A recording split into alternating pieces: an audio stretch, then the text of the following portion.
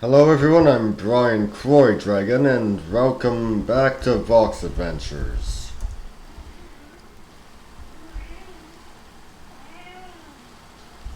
You're fine, Alex. You're fine.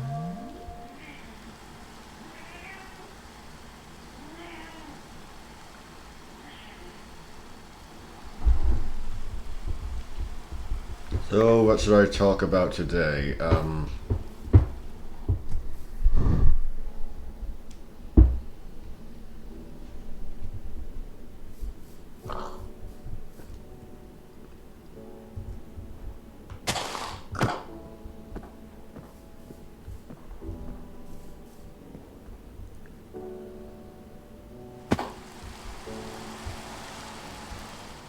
Just give me a moment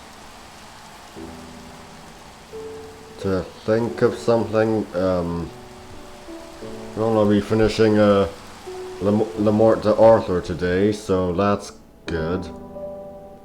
Oh, jeez.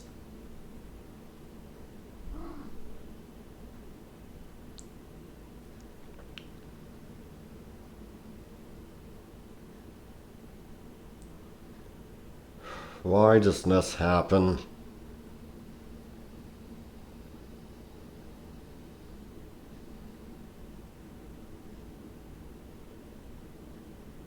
Why does this happen?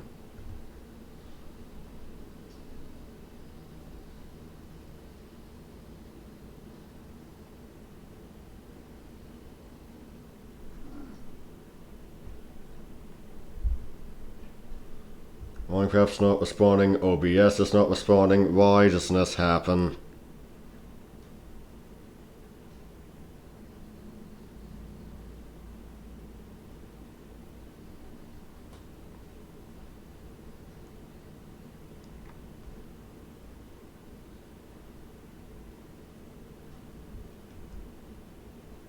Okay, so there's OBS responding it.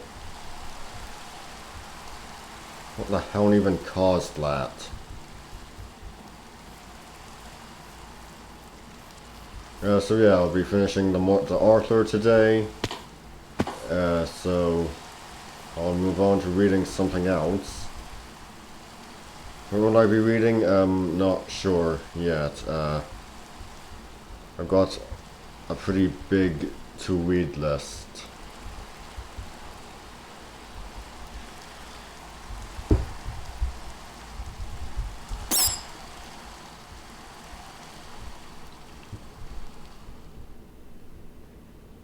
Yes, Alex, please lay down on top of the hand that I am using to control a mouse pad. God.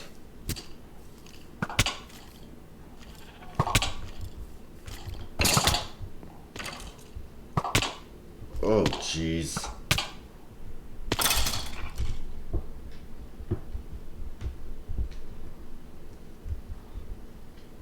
Ah! Oh, come on.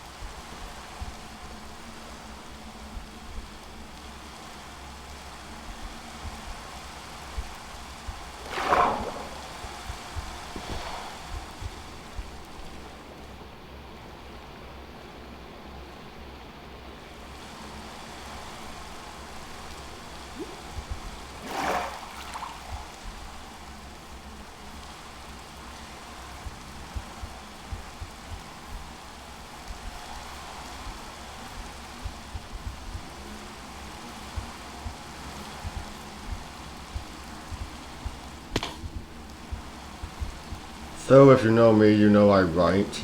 Hoping to be published someday if my aunt would ever get back to me on the Crown Chevalier.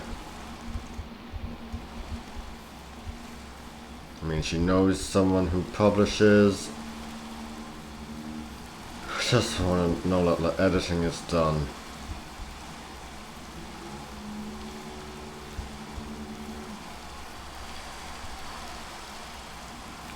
So, yeah, been doing some work on quite a few stories. I've been working on Ahab, which is the retitled rewrite of Ramu Ronaman the Exalted.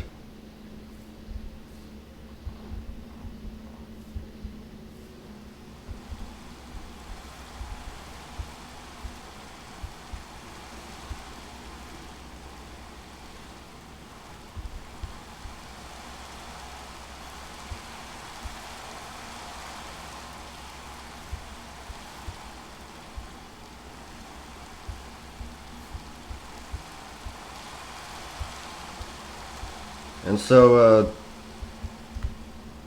the characters of Cormac and Melusine, our two protagonists, are... Well, let me explain them. After a freak storm, Cormac finds that he can't be out of the water for more than 5 minutes. Otherwise he'll suffocate. And Melusine discovers that she's been turned into a mermaid. Well, I mean, with a given name like that,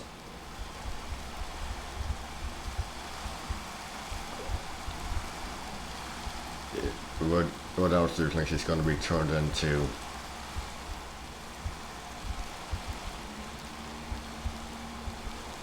So anyway, 5 chapters in, Cormac doesn't know what has happened to his father, and Melusine has discovered that, well, her father is dead. So, doing some comforting,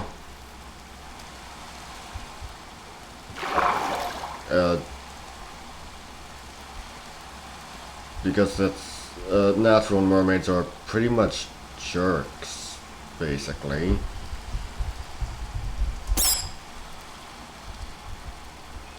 So Melusine can't really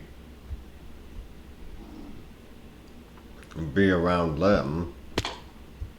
I mean, the leader of a group I feature early on is named Registerum, and she has a mustache, and she has the audacity to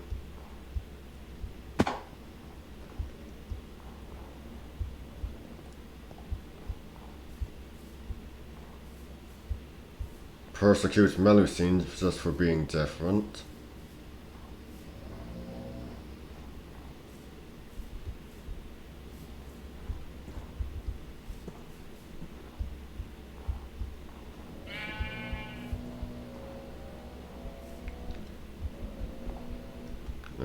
We'll get back to talking from this in a bit, but now I read.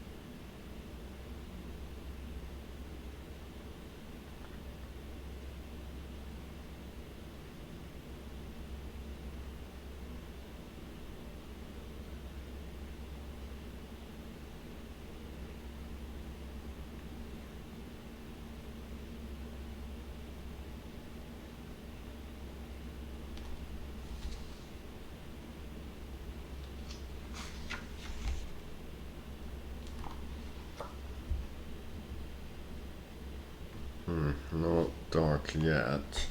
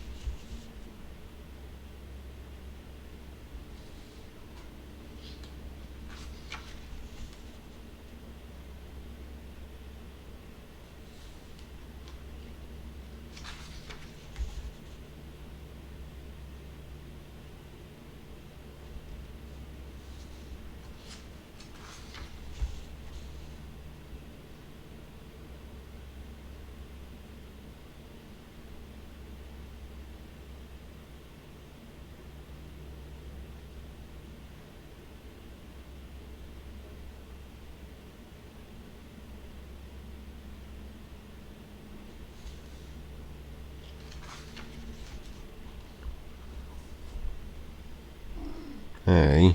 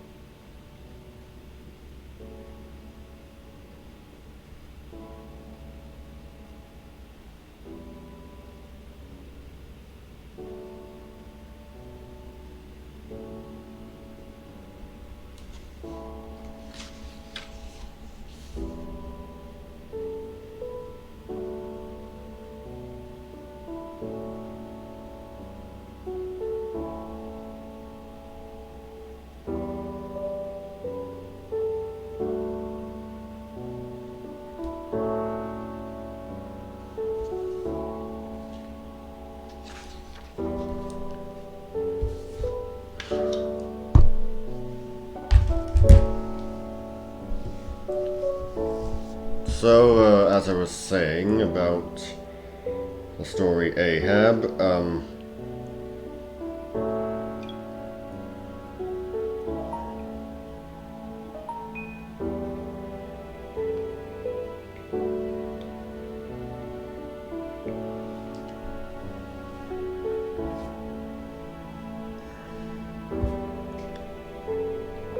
Melusine ends up wondering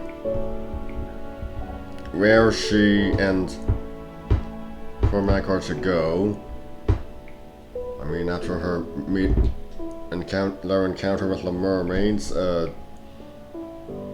can't really go to other mermaids, or people in of Lemur in general.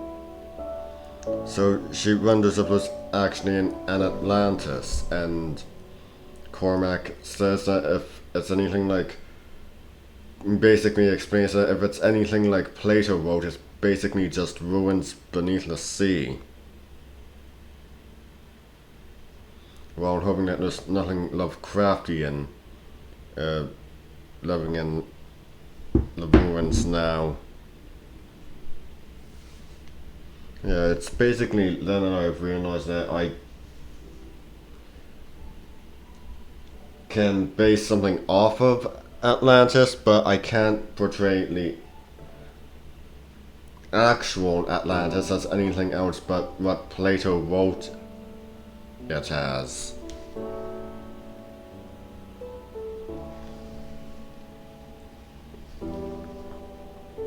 At the end of the day, it's, as far as fiction goes, it's just some ruins beneath the sea. Hey. Oh god, why is it... I had to...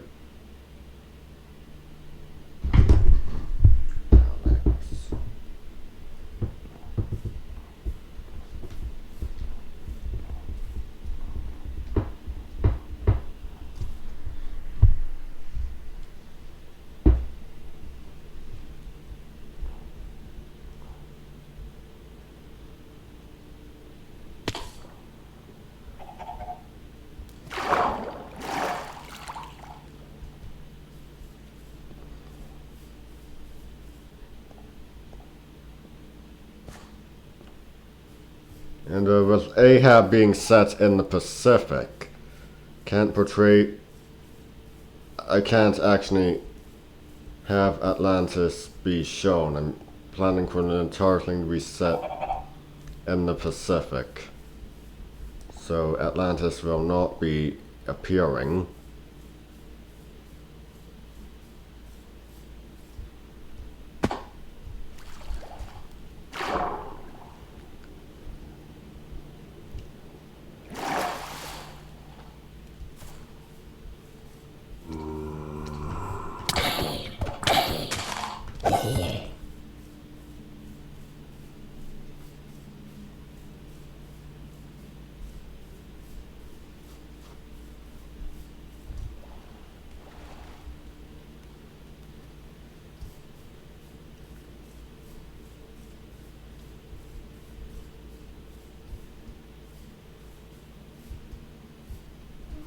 Okay.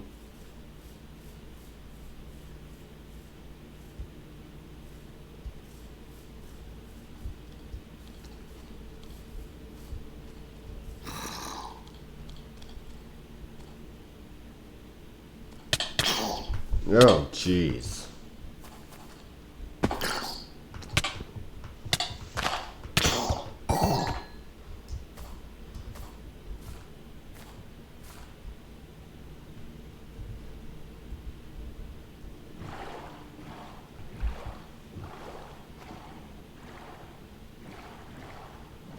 And, yeah, I've also been working on the third story in the Alexander the Caracon series.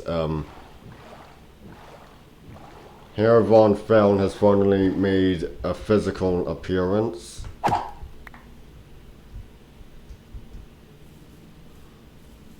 And as the main human villain, he's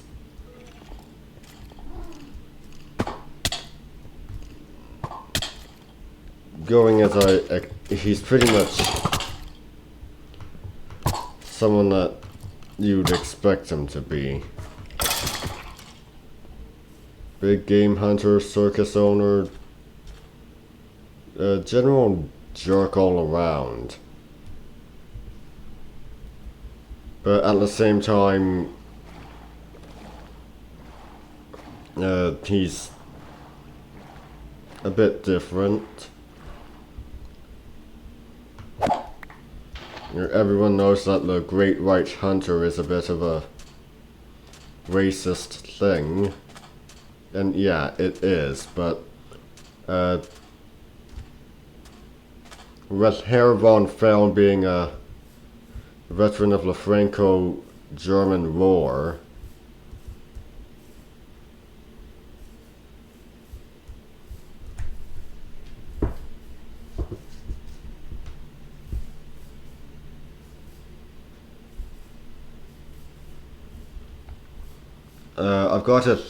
I got to thinking that his racism is more directed to those who he fought against.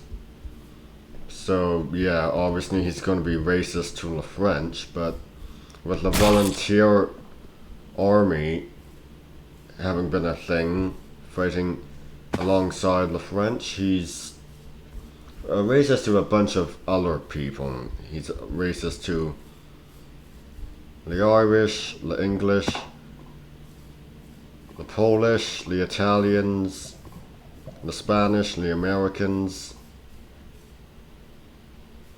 Of course, that one's more a nationality than a ethnic group, but you get the idea. He's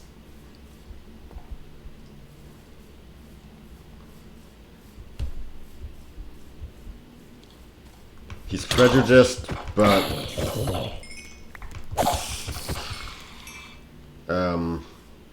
not in the way you'd expect him to be.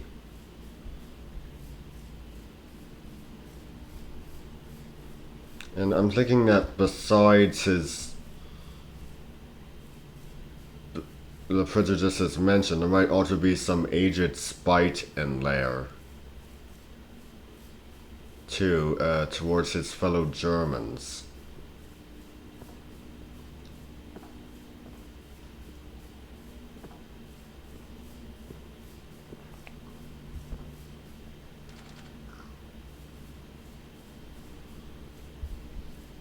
I mean, I'm not sure why.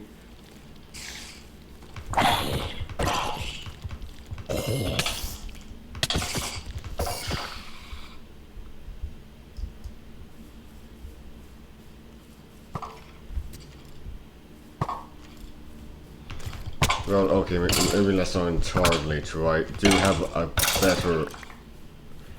pretty good idea of why he'd be so spiteful to younger Germans, and this is even to younger veterans. In contrast to Captain Smith, Alexander's owner, who's a veteran of the Second World War and very much believes war is hell. Herr von Felln believes war is glorious. And with Germany having since had wars longer than the Franco-Prussian War, because remember it's set in 1916, the series, 1916 and 1917. It will get to 1917 eventually after the Christmas story.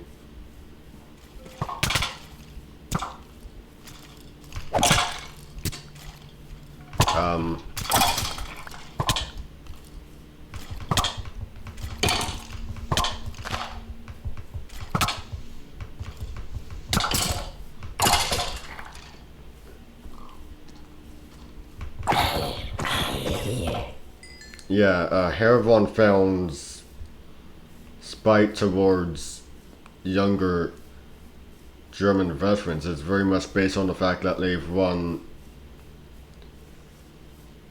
greater glory than he has, because the Franco-German War, that was only like a year long or something.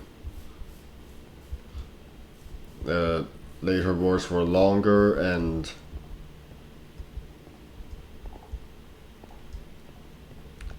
ultimately, yeah, battery running low. Come on. Excuse me for just one moment.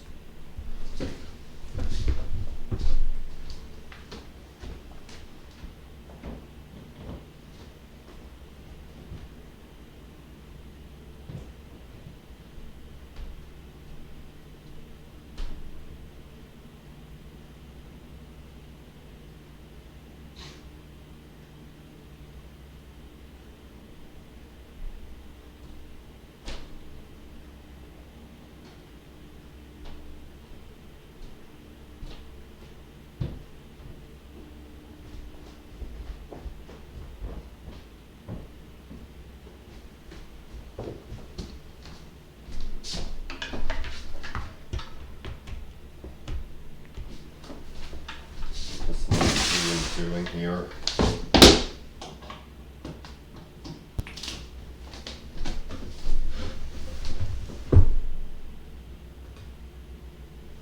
Okay, so yeah, going on about Herr von Felden's aged spite towards the younger German veterans.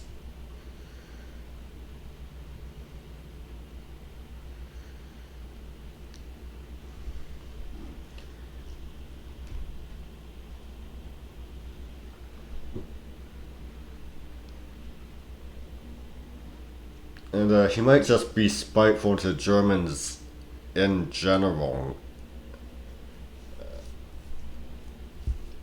I mean, yeah, I know that probably doesn't make any sense, but this is a man who was able to get away with killing his father and brothers, and that was under Kaiser Wilhelm I. 7 years before the series started, he killed his daughter's suitor, and Kaiser Wilhelm II wouldn't allow him to get away with that, as his grandfather had.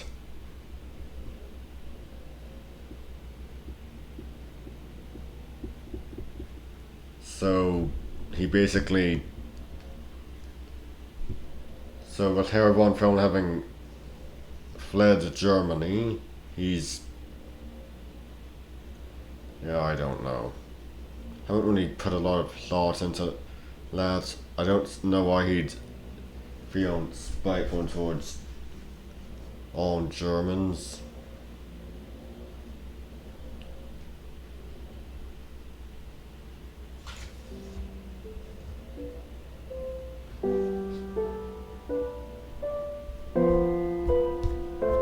Right, he might even get into some. I wouldn't say he has a fetish for any foreign cultures or anything like that. But I'd say he probably engages in some cultural posturing. Not so much for his own people, but he pretty much postures. Oh, jeez. Why is this not responding thing even happening? Why does it have to happen? Can't figure this out. I've been trying to figure this out and I can't for the life of me figure it out. Anyway.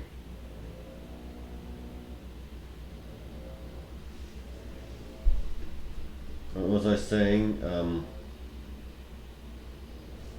Oh, who knows?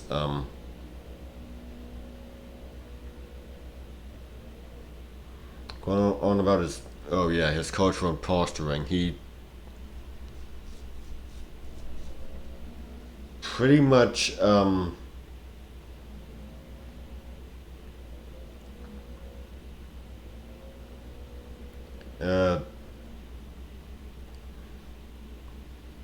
puts the Jewish people and the Chinese above his own people. You know, basically, no, how do I put this?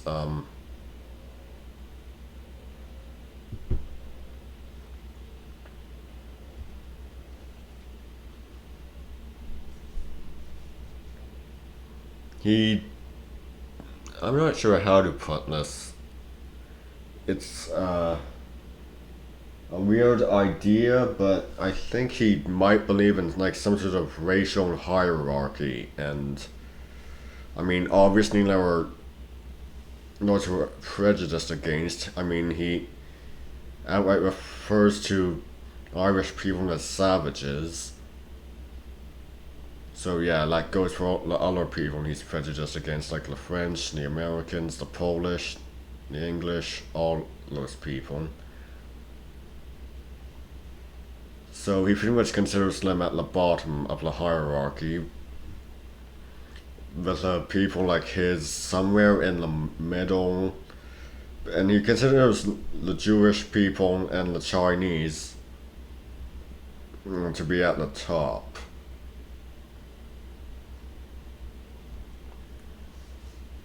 And a lot of that might it uh, in regards to those people he considers beneath his, it's all about him having fought against them in the Franco-German War. But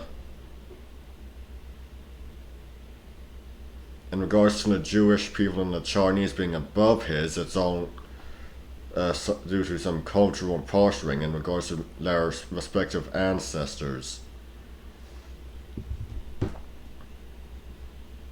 Uh, Germanic tribesmen, hunter-gatherers living in forests. Yeah, he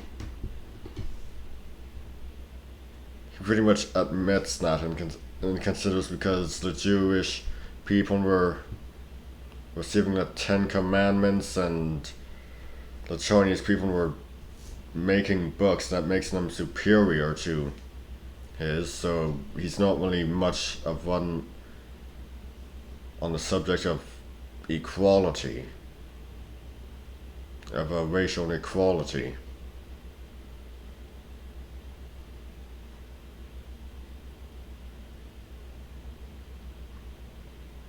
Probably not much of one on when it comes to national equality either.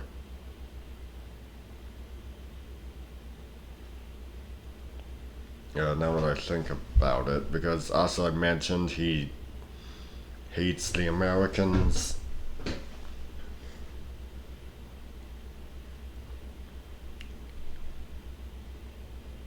So,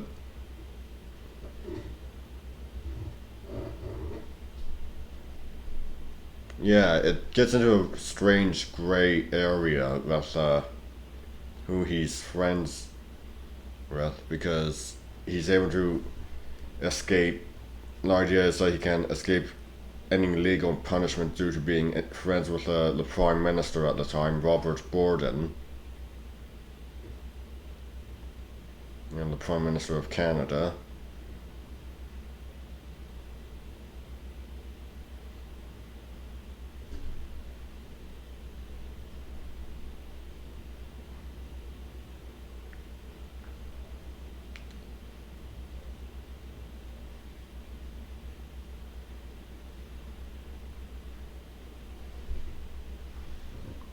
What kind of a name even is Borden? Is it English, Scottish, Welsh? What is it? Is it French?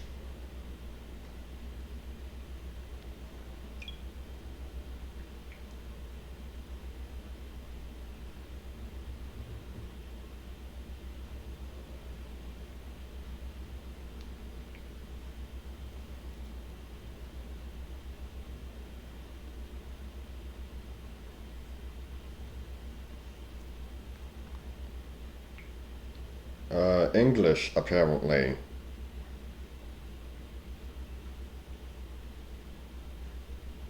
English, Irish, Scottish, so could be anything.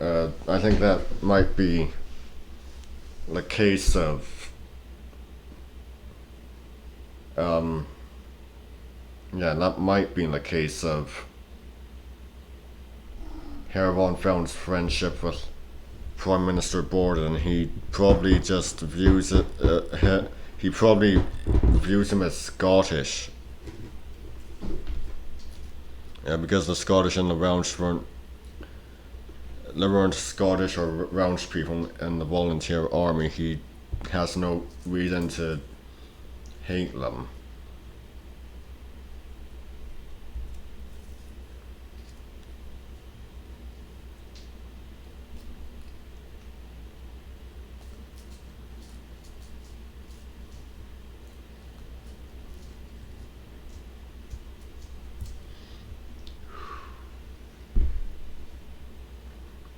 With the character of Beelzebub, and he's a character who's pretty much not changed at all. I mean, the names pretty much remain the same ever since I started planning the series. Physically, he's changed a bit. Um,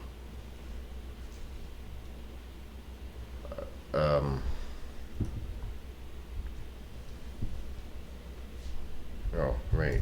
Could be doing a dungeon right now. Or not.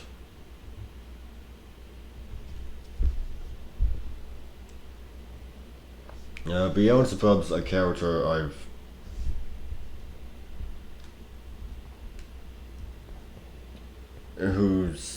he's always been meant to be a chimpanzee.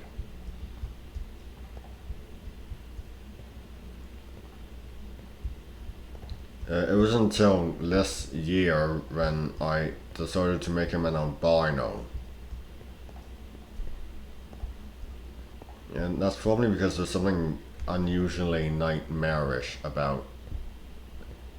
Well, not nightmarish per se, but unusual about how albinos look. Because if you've never heard of an albino and you've just seen your first one, if you've never heard about albinism and you've just seen your first albino, you'd wonder if you were even awake. You'd probably think you were dreaming or something.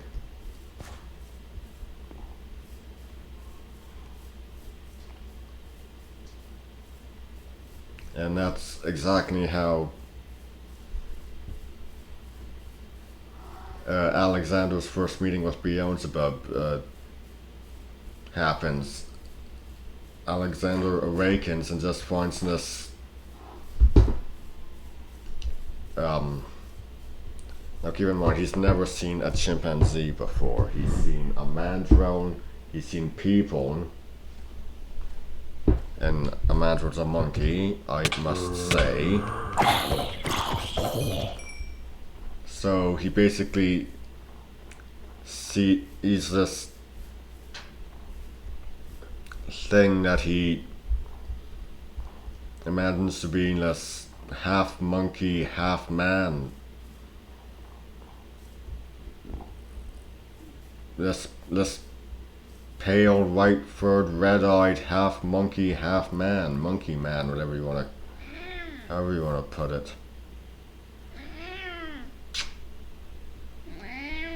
You're fine.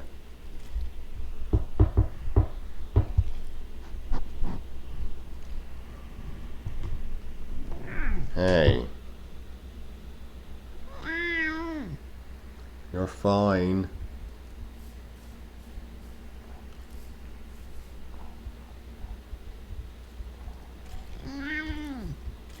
Relax.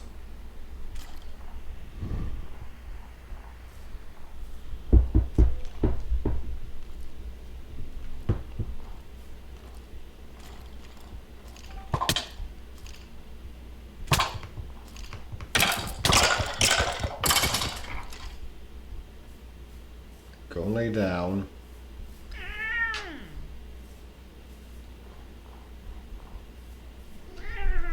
You're fine.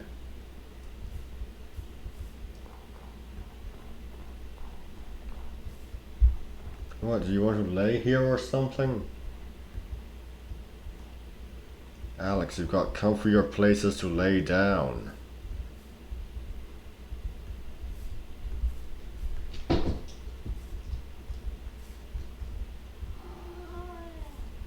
What?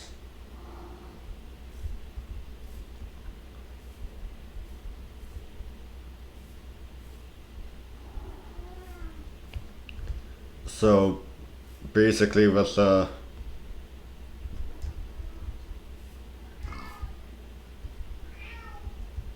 jeez. Yes, Alex. What?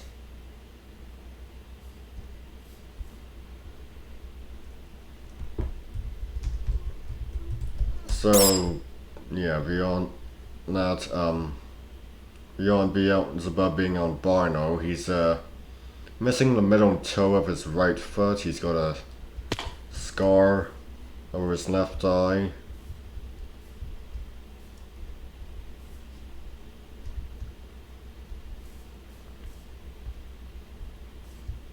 And what she's supposed to be, oh, I don't know, I can't remember. I mean, this is why I write it down so I can consult my notes. I mean, I know Alexander and his mate Roxana are a year old. Canute, the rough dog, and his mate Emma, the rough collie, are about 5.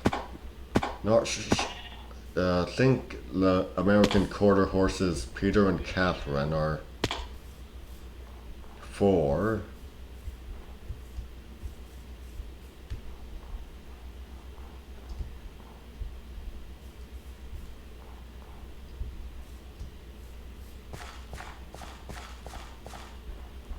Haven't really got an age for the great horned owls, Herod and Cleopatra. Both falconry birds, I should say. And that's the fact, owls are used in falconry.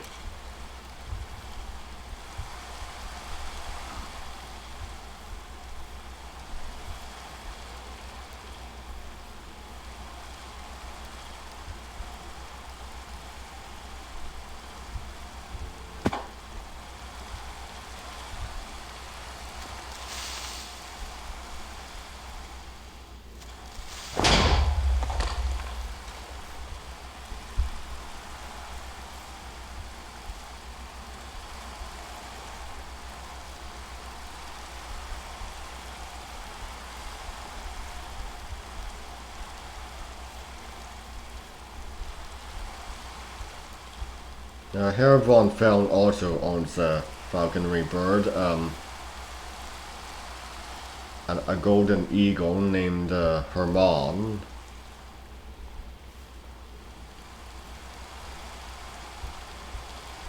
Well, I wasn't going to call him Arminius, and that's the Latin name for the individual the bird's named after.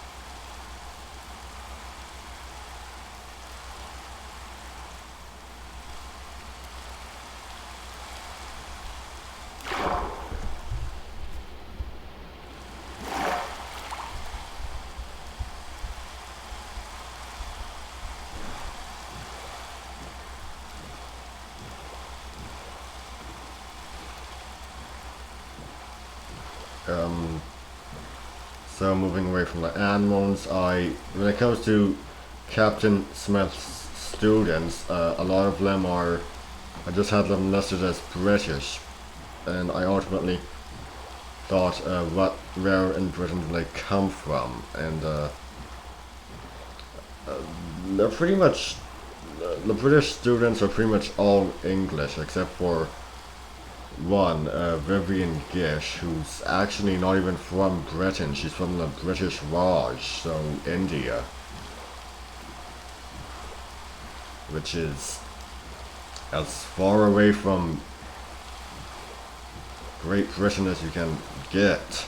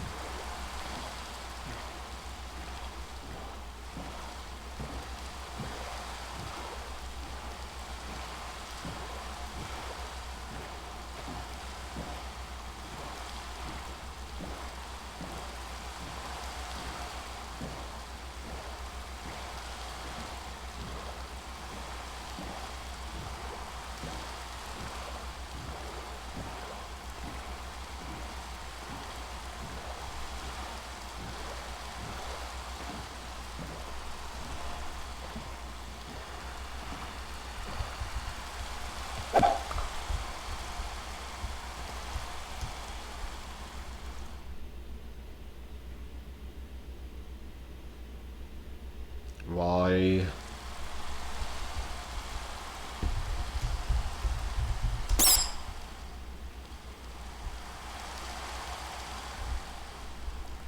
So, as for the students, there's 40 of them, 20 boys and 20 girls. They're all 10 years old.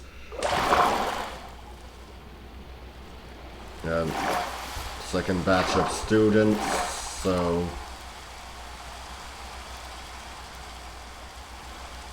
they've been attending boarding school at Quebec Castle for for about 5 years, I'd say.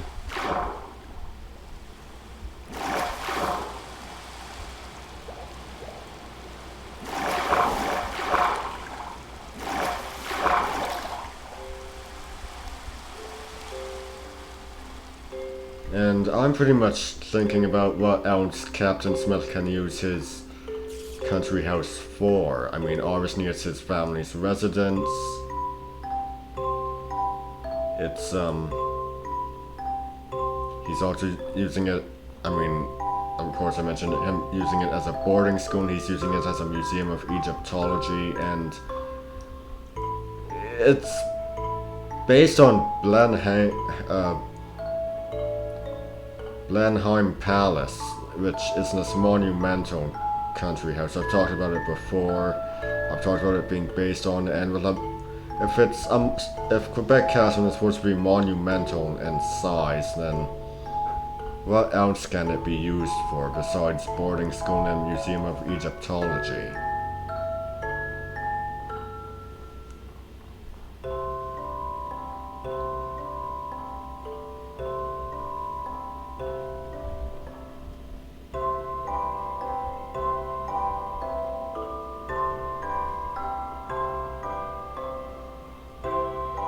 I mean, it might primarily, I mean, for the Museum of Egyptology bit, it might primarily be about Egypt, but with Egypt having been ruled by foreign people, such as the Hellenes, the Romans,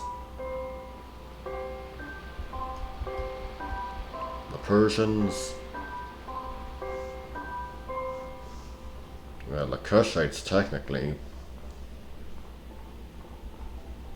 because they came from the kingdom of Kush and conquered Egypt, so yeah, it probably goes into some non-Egyptian stuff too.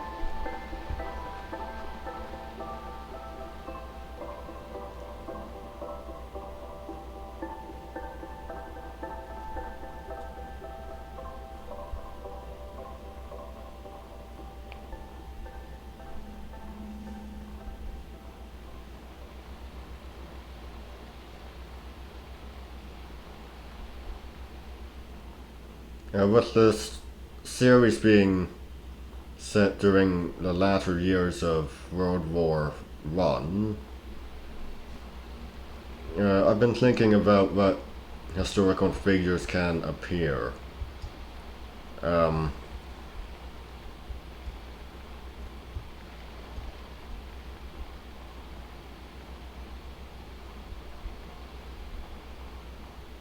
I've thought about what historical figures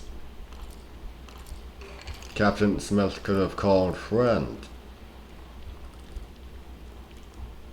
I mean, he's 45, so I've got a list. He's called quite a few authors friend. He's called Victor Hugo friend, Jules Verne,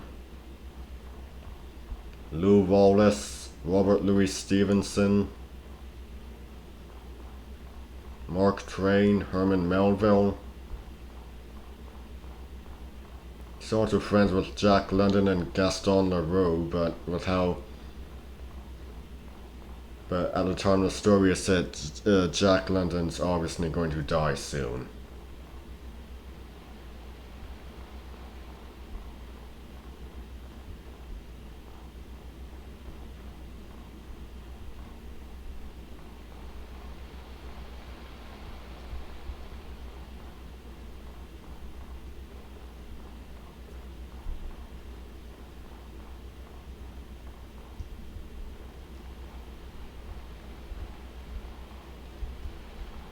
Uh, on the, well, not sure if Gaston Leroux will ever make an appearance. He might, but yeah. Uh, when it comes to like historical figures, I do know will be appearing. There's George V, like King of Great Britain and Ireland. Since the division hasn't really happened yet, didn't really happen yet at that point. There's his daughter, Mary, the Princess Royal. There's Arthur Conan Doyle, Nikola Tesla, Thomas Edison, who's not going to be portrayed positively. Theodore Roosevelt, who Herr von Found views as his rival when it comes to hunting, and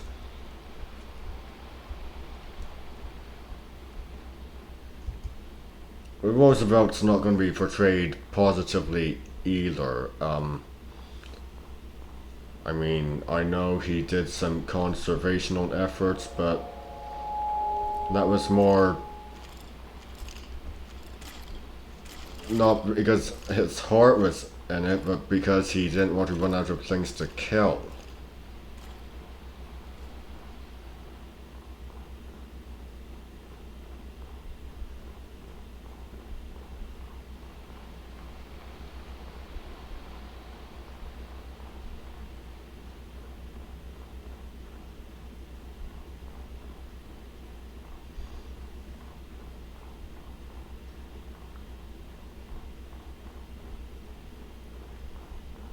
I'm not exactly sure who else might appear.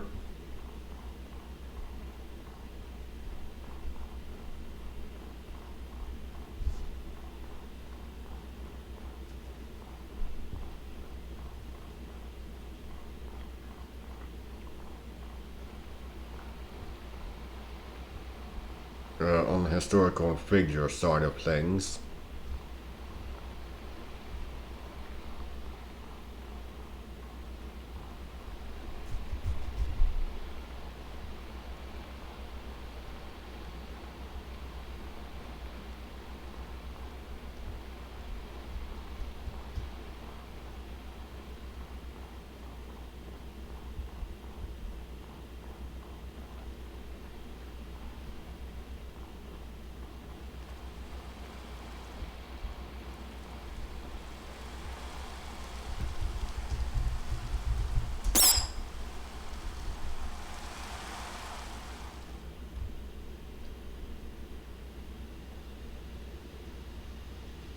Might have Edgar Rice Burroughs appear, but I'm not sure.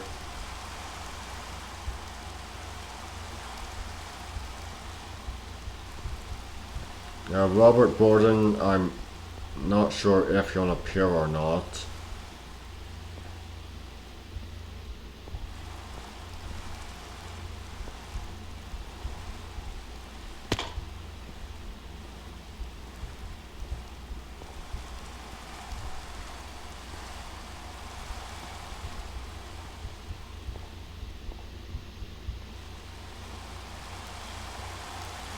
Of course, Theodore Roosevelt, he's only gonna appear once. I mean, this could be the case with plenty of historical figures. Roosevelt, he's going to be appearing in the story Alexander the Caracal on Safari. And keep in mind, as at that point it will be set, the year will be 1917, so it's not exactly going to be a young Roosevelt, but then again, I can't really name a young portrayal of Roosevelt.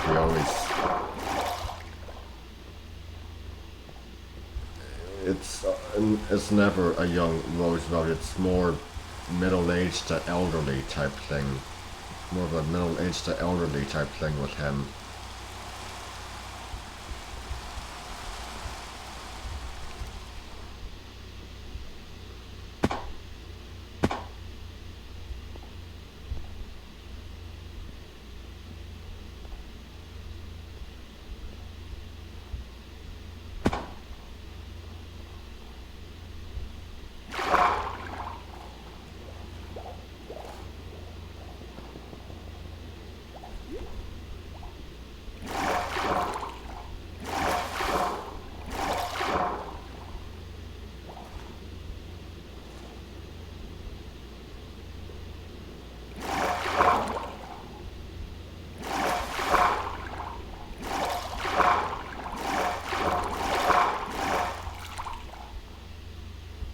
When it comes to his Captain Smith's former students, the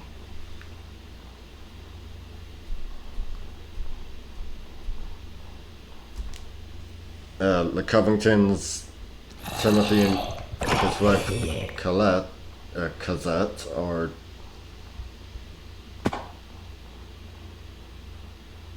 wait, was it Cosette or Colette? It could have been either. Pretty sure it was Cosette. They're going to be drop-in characters, so they will appear quite frequently.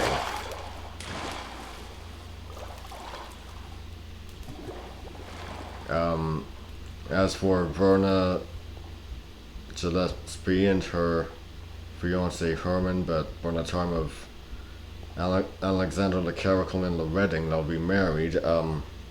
Herman's going to end up becoming Captain Smith's assistant.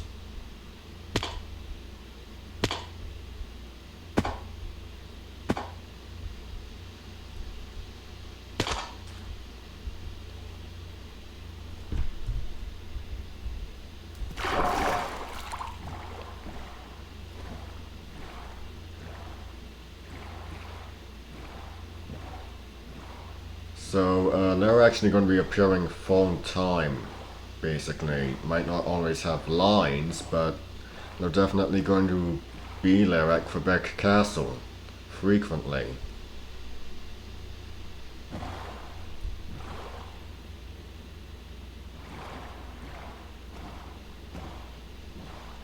Also been doing some work on family type things for the characters. I mean, obviously Captain Smith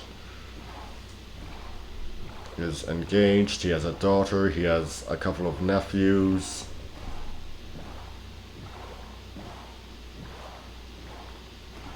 His mother, who will unfortunately be saying goodbye to. And Alexander meets Alexander Lecaracol meets Miltiades and the Canada Lynx, which might need a better title, maybe a shorter one.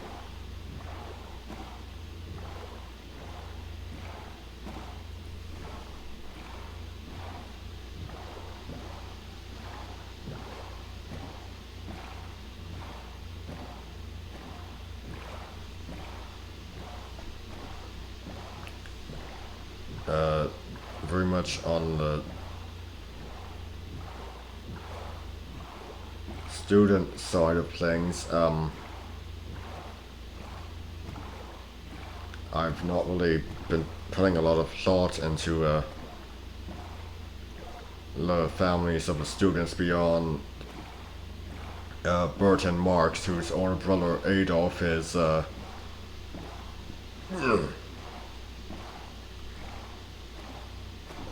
now under Herr von Feln's employ.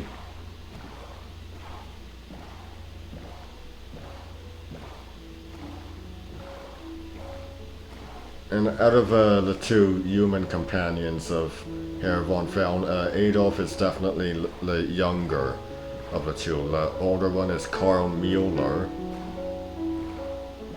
So he's...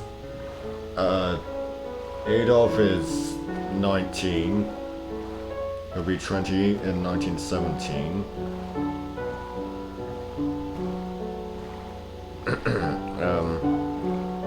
Mueller, on the other hand, is 54.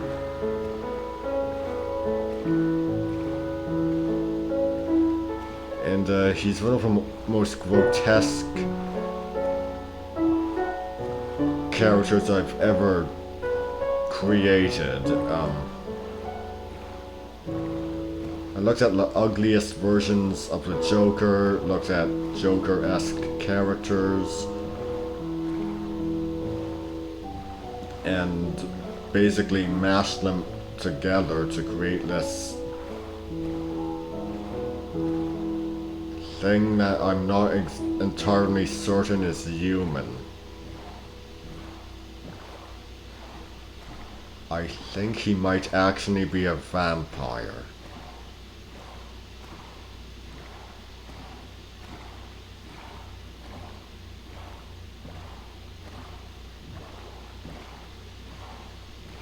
Maybe something else.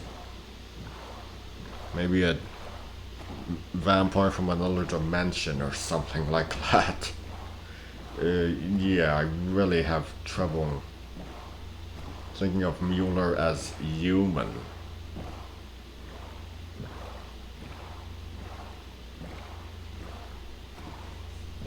Now you can totally say, oh, you're just being prejudiced towards clowns, but I've looked at a lot of characters, a lot of different versions of the same character, and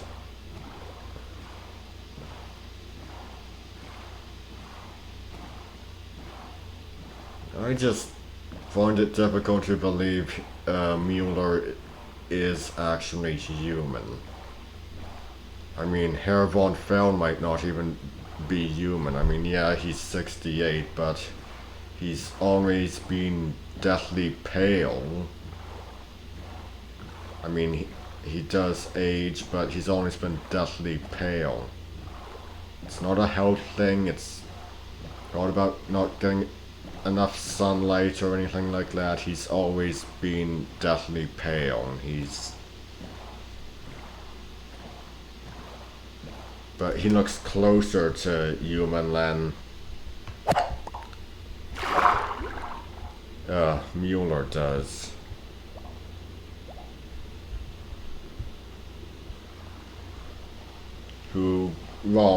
His form is very much human shaped. He's got an inhuman skin color. His skin is quite literally blue. His body proportions are more like that of an ape than a human.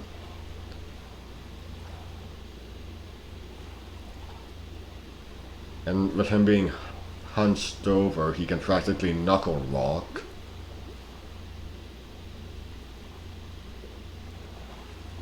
And he's he's got that fused thing hand thing going on, which might not be a case of deformity as much as it's just natural to him. I don't know. I mean, I do have some disfigurement for him, so...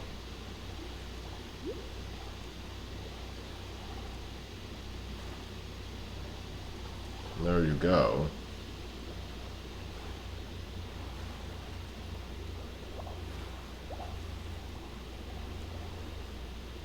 They definitely gave him the long nose that a lot of animated versions of the Joker have, because I actually quite like that look. I don't picture my writings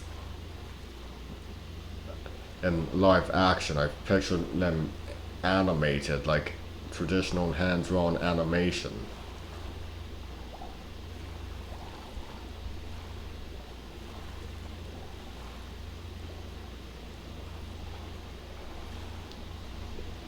And that's kind of how if my works were ever to be adapted, I want them to be done in hand-drawn animation. I don't have any problem with other types of animation. I don't have any problem with live action, but I would want them to be in animation, hand-drawn.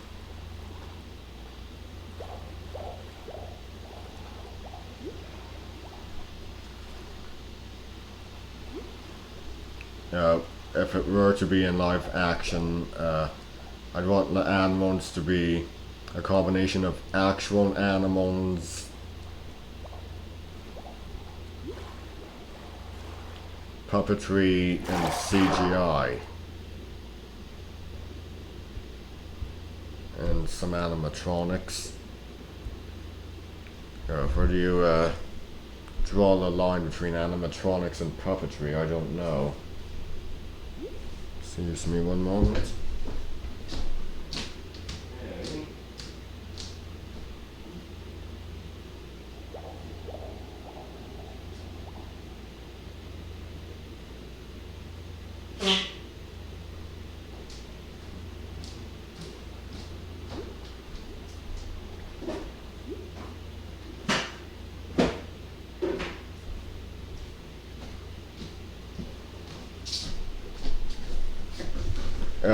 The one exception to that rule for the animals would be the lions. And that's because I made the decision to only feature maneless lions, and if the Salvo subspecies is any indication, which are maneless, but there are maneless lions elsewhere, obviously. The Salvo species are notoriously aggressive. For the safety of all involved, no, just no actual lions, just the animatronics, puppets, CGI, and all that.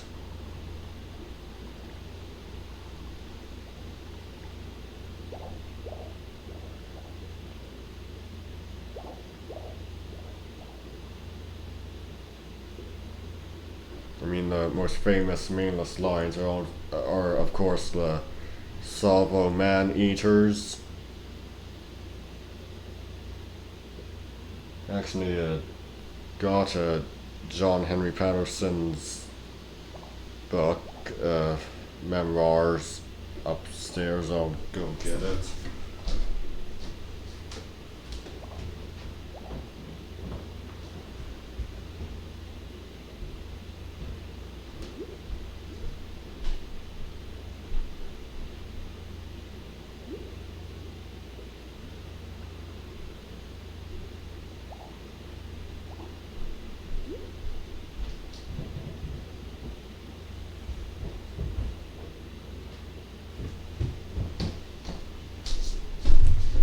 Yeah, so here we are, the Man-Eaters of Salvo.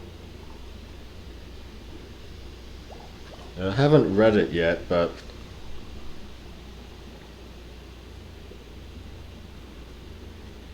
oh yeah, I'm definitely going to. It's on my to-read list.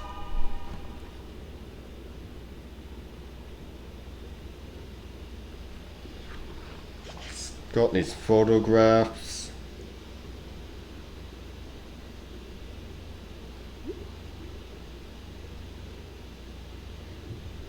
And I hate big game hunting, but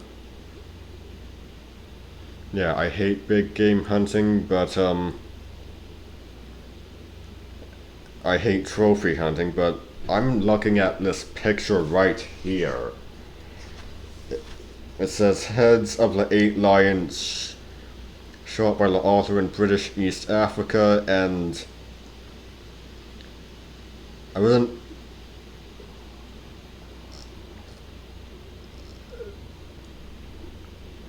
A lot of them seem to literally be the head, no neck or anything. It's weird. It looks like it's just the face at some parts.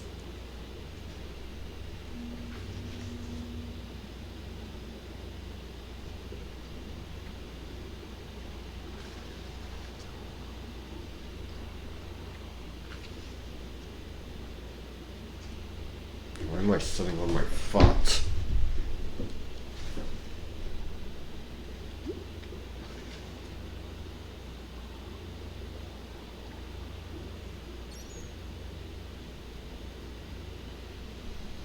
Okay, now here's a question. Why would a big game hunter waste ammunition on an ostrich? Why? Just why?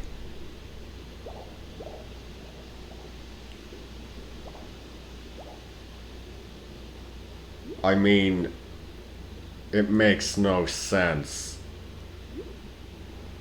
There are the big five of game animals in Africa: the elephant, the rhino, the buffalo, the lion, the leopard. And you pretty much waste ammunition on a ostrich? I mean, in the age of digital photography, even looking at, which is, photography is the only way to shoot wild game. And the other, of course, it's one of two ways. The other way being with tranquilizers. With digital photography, we basically have to worry about space on our memory cards. In the days of film, you wait. Damn it, nothing's changed, has it?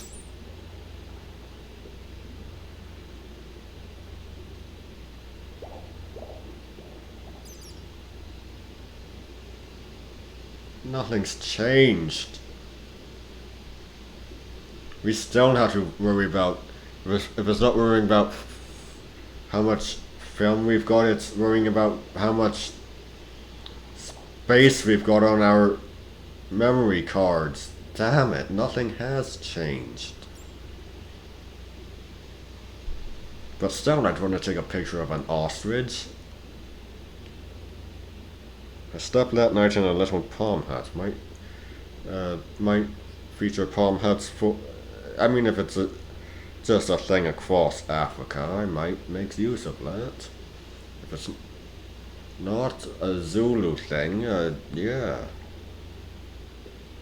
Because I'm going to be featuring the Zulus and Alexander the Caracol on Safari. I mean, it's going to be set in South Africa, the Natal province specifically.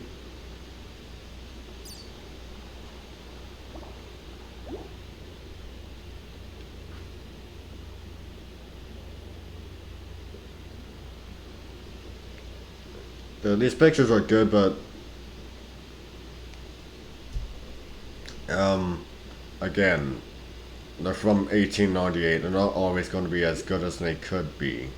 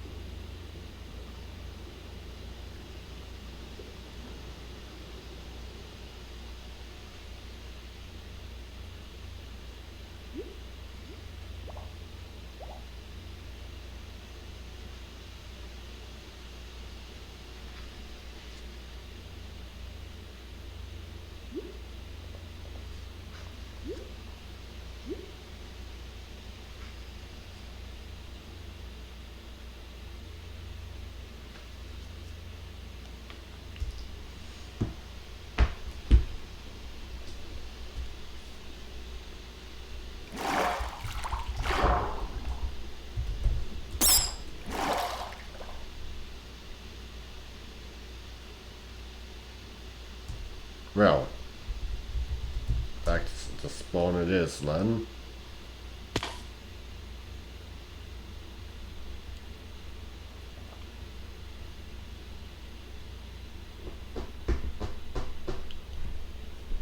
No, it's too bad Captain Smith is a veteran of the Second Boer War.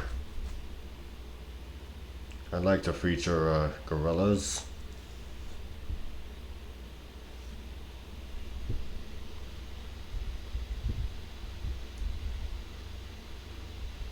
And Alexander Le Caracon on safari.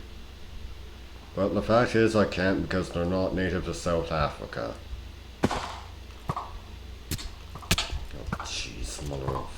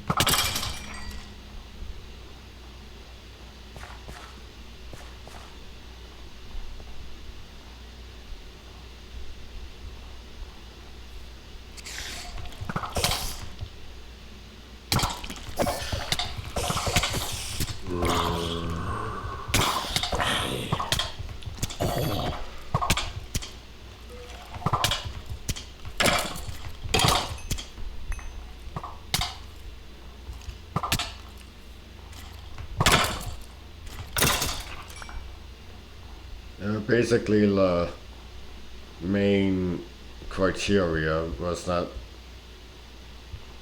the Big Five appear for the African setting for Alexander Le Caracon on safari.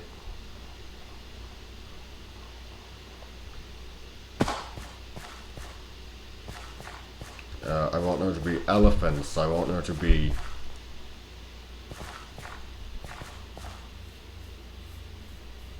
lions, I want there to be leopards, I want there to be rhinos, I want there to be buffalo.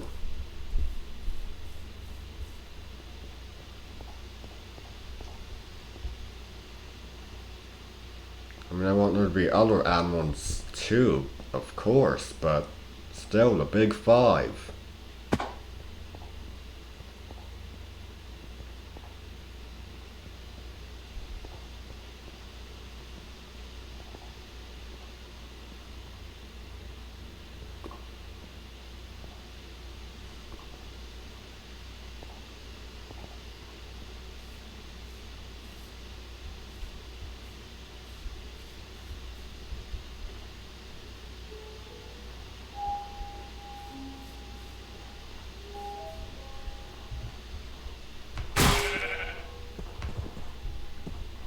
Oh, jeez.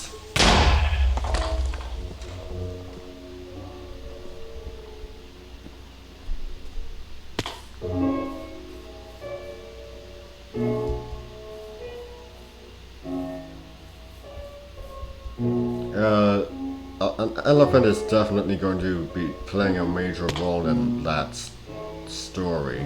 Yeah, seven tusked elephant. You know, deformity in the tusk root and all that.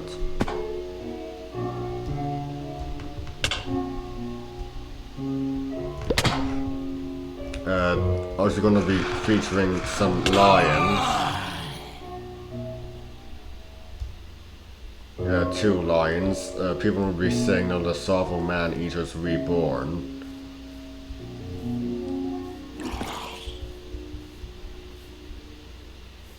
I mean, yeah, I know Savo's in Kenya. But still, a duo of maneless lions are spreading terror, and what do you think is... a duo of maneless lions are spreading terror some 18 years... Whoa, what the... Some 19 years after the death of the Savo Man-Eaters. What do you think people are going to think? No, I thought that was like a giant dragon head or something.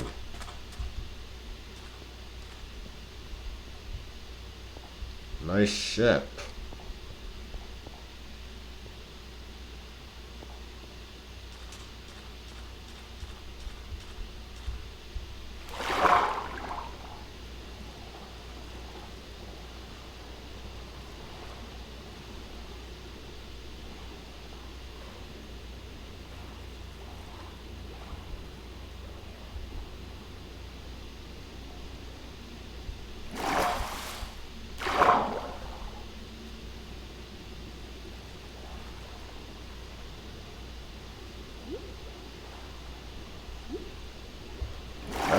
The leopard, I might instead...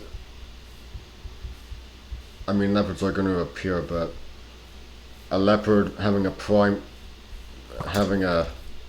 subplot or something like that might instead be in Alexander Le Carricon's Egyptian Odyssey.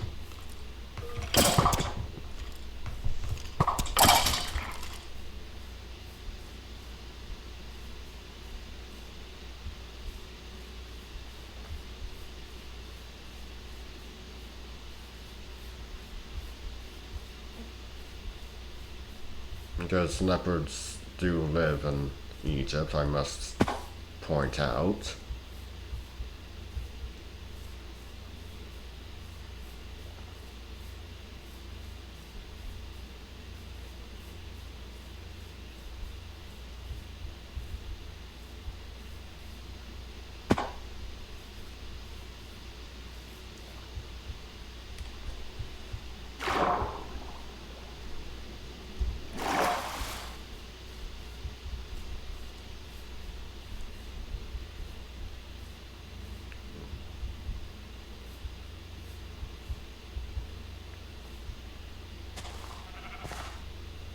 Now, the Alexander Le Carricon series is definitely meant to be family entertainment. It can be something that both kids and adults can read, and I don't want to talk down to the younger readers, but on the other hand, I don't want to make it too scary for them, so I really have to struggle to think of how to keep it acceptable. I mean, I know how to keep it acceptable. But on the other hand, I live in Canada, where we have a different standards than some other countries do.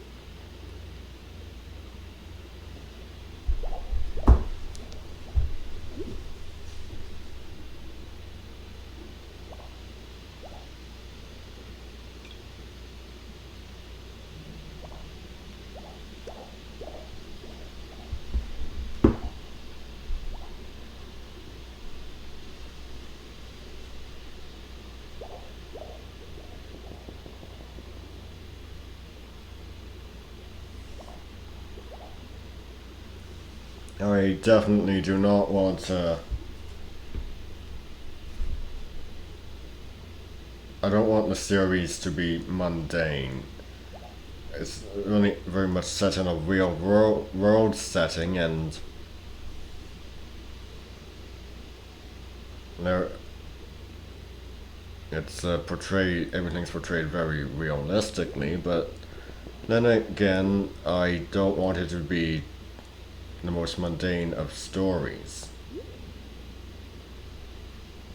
Uh, as I said, Herr von Fell might not actually be human. Carl Mueller, I'd say it's a 70-30 chance he isn't human.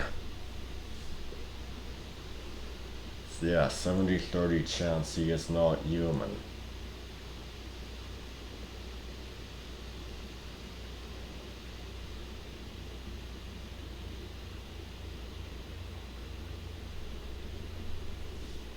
But I also want to feature a little bit of magic.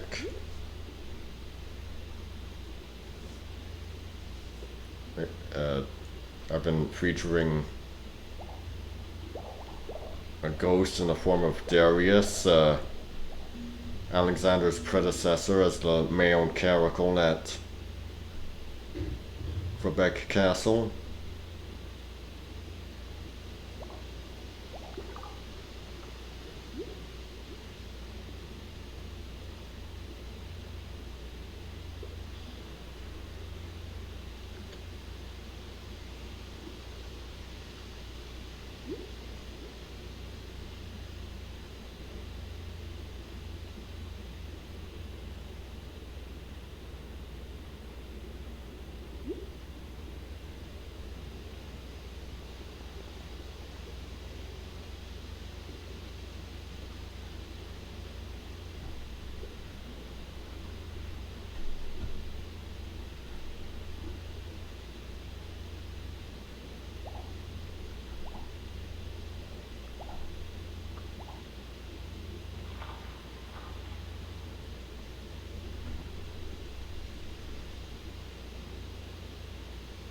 You know, maybe a genie, a flying carpet.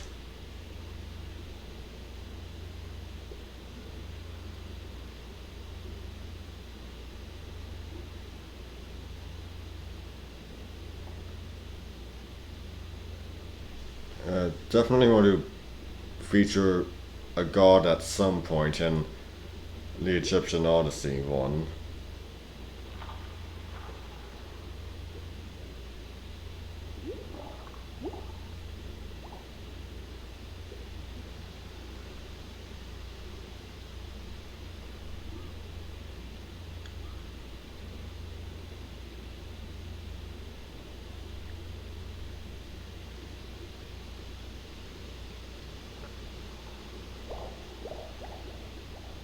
Not sure which one though.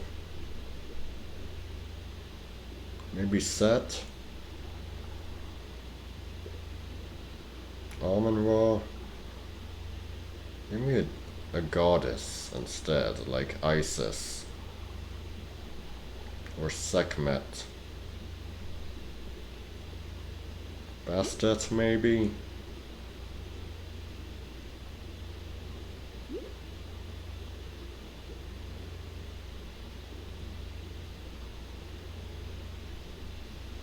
I don't know.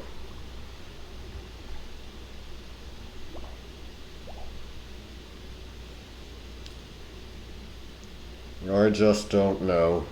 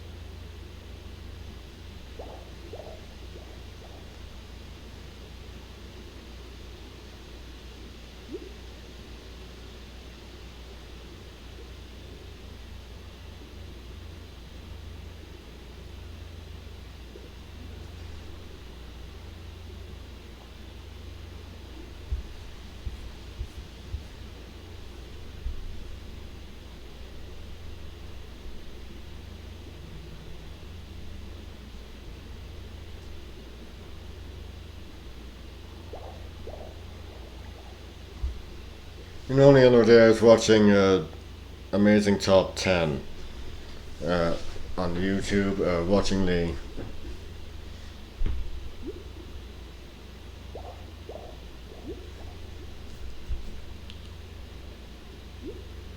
top 10 scary Egyptian urban legends video, and can't remember what the woman's name was, but she's not with the group anymore, but she pronounced Akhenaten as Akhenaten, so yeah, I'm not sure if she's someone who never took a history class or what. I just don't know what's going on there. I think she also pronounced Jinn as the Jinn. Good lord.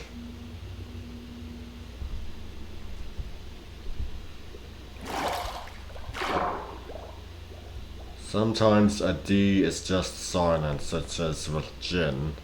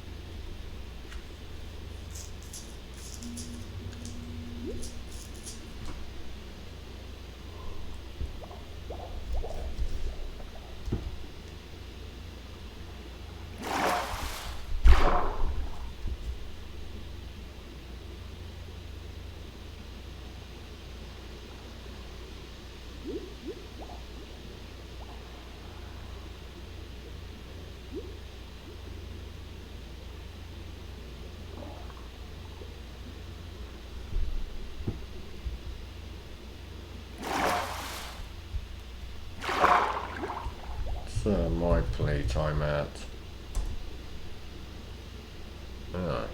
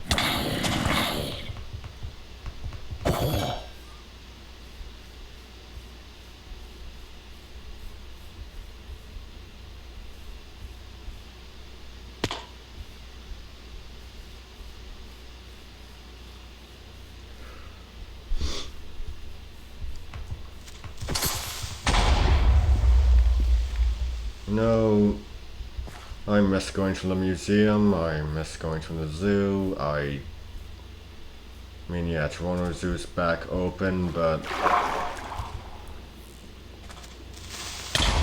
with the pandemic and everything, I don't know what state the zoo is exactly in. Like, are there, can we not go in pavilions? What's going on? Can we only see what's outside? No, really, I want to know what's going on. I couldn't find any information like that on the website. What the hell was that? Oh.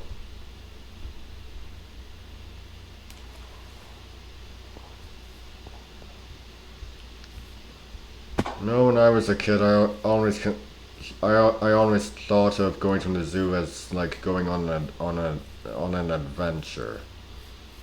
Yeah, I still do. It's the closest I'll ever get. It's the closest I've ever gotten to seeing far off places. The museum is like that too.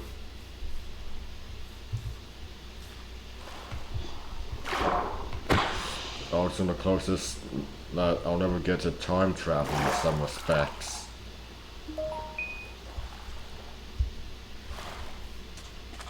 Probably the closest anyone will ever get to time travel. Besides a very good period piece.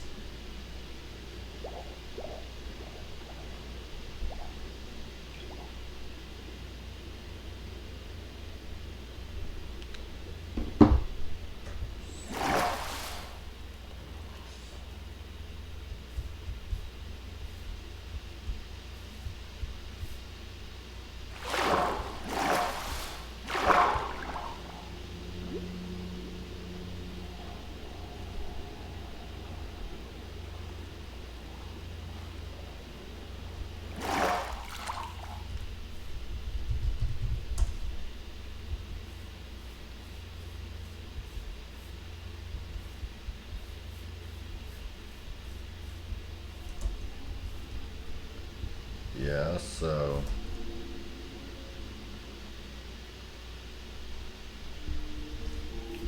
I don't know.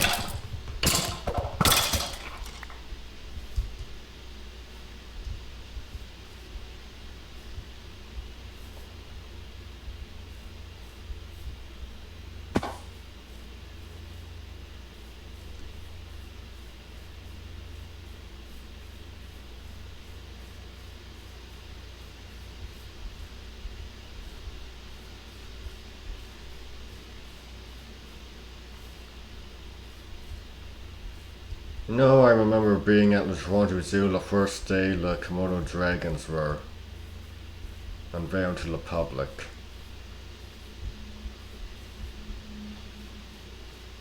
It was a big, big event. Had to be at the Australasia Pavilion at a specific time.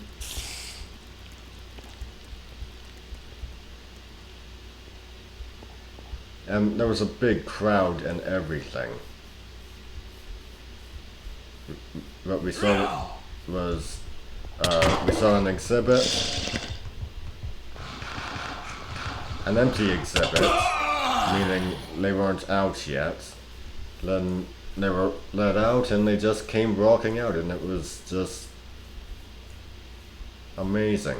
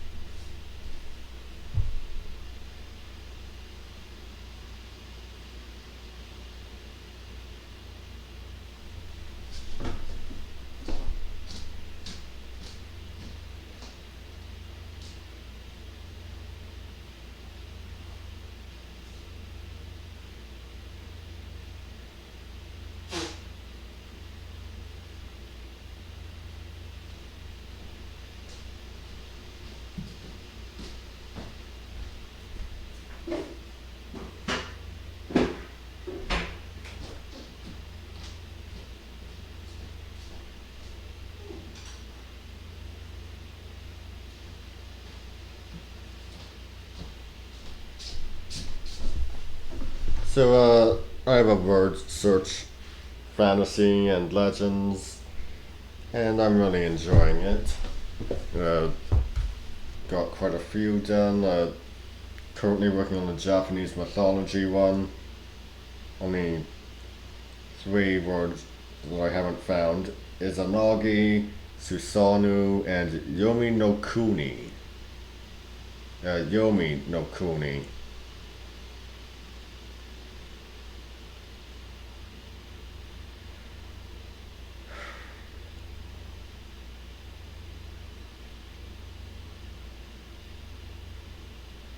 Yeah, there's a lot of word searches in here. Mythology, elements of legend, cryptids,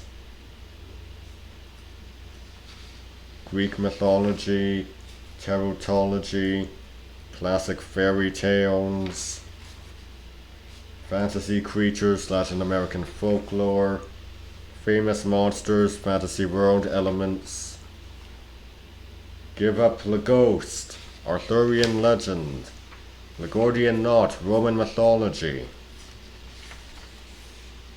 The Lord of the Rings, Masters of Magical Realism, Hua Mulan, Chinese Zodiac, A Magician's Tools, The Boy Who Lived, Indigenous mythologies, Norse mythology, Chronicles of Narnia, Robin Hood. That brings us up to the one I'm currently doing, Japanese mythology, but there's also Yamashita's Treasure, Egyptian mythology, Atlantis, pop culture mythology, and this is one that really baffles me. I haven't started it yet. Oh yeah, and there's also the Twilight Saga word search which my mom's done. But let me read off the pop culture mythology one. American Gods makes sense. Atlantis makes sense. Clash of the Titans makes sense. Curse of La Llorona makes sense. Disney's Hercules makes sense. Gods of Egypt makes sense. Immortals makes sense. Ondine. What is Ondine? I'm not familiar with that. But so far, a lot of these make sense.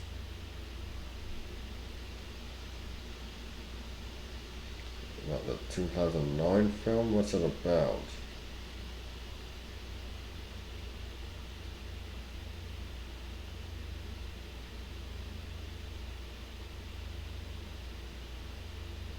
It's a fantasy film or romantic drama? Oh, possible existence of the mythological Selkie. Okay, so that makes sense. Pan's Labyrinth makes sense. Percy Jackson makes sense. Secret of Kells, wonderful movie, makes sense. Spartacus. What? I don't see how Spartacus is related to mythology. It's pretty clearly historical fiction. Spartacus actually existed. Julius Caesar actually existed. Many of the figures in the film actually existed. The Mummy, Thor Ragnarok, Troy, Wonder Woman. All make sense. Spartacus is the odd one out. Explain that to me. So anyway, Halloween. So, a lot of things here, like All Hallows Eve, All Saints Day, candy, Celtic Christianity, costumes, decorations, hayride, jack-o'-lantern, mischief, pumpkin, Samhain, scary, skeleton, spirits, trick-or-treat. They all make sense. There's one here on ghost hunting.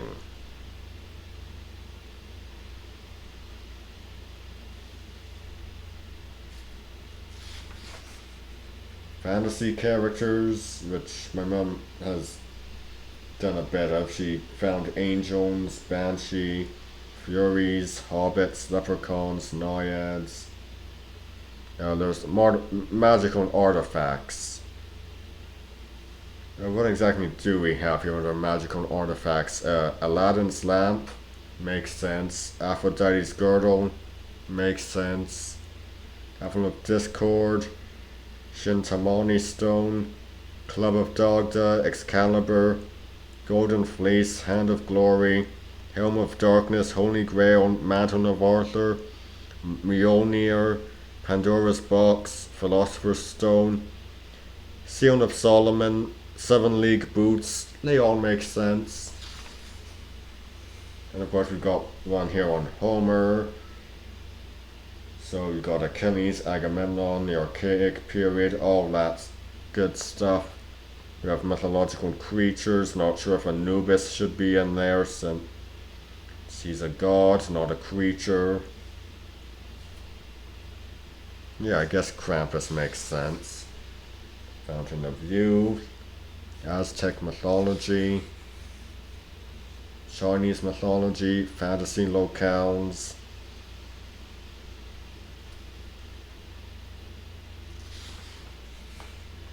You've got Sleepy Hollow, which actually wasn't set around Halloween. Halloween wasn't being celebrated then.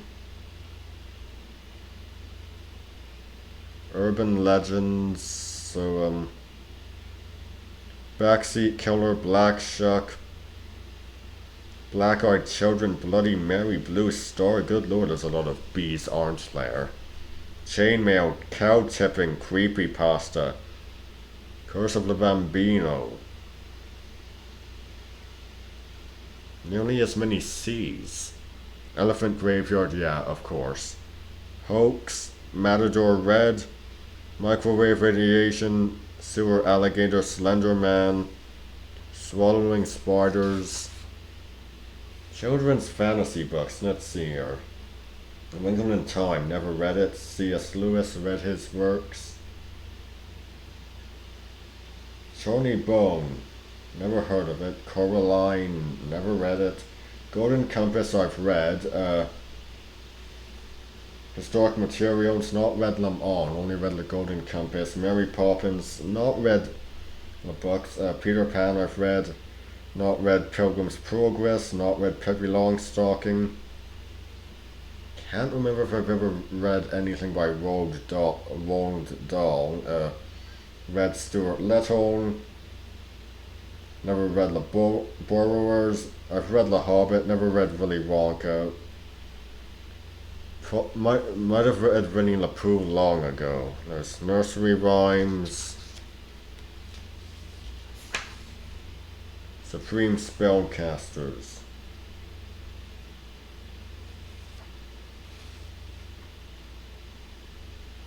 Yeah, I recognize a lot of these names. Albus Dumbledore, Cersei, Gandalf the Grey, Glinda the Good, Harry Potter, Hecate, Jadis of Charn, Medea, Melisandre of Ashai, Merlin, Morgan Le Fay, Thoth, The Witch of Endor. I recognize most of these names. Cards and Dice. Fantasy video games. Yeah, actually took a look at this. That's actually all for today.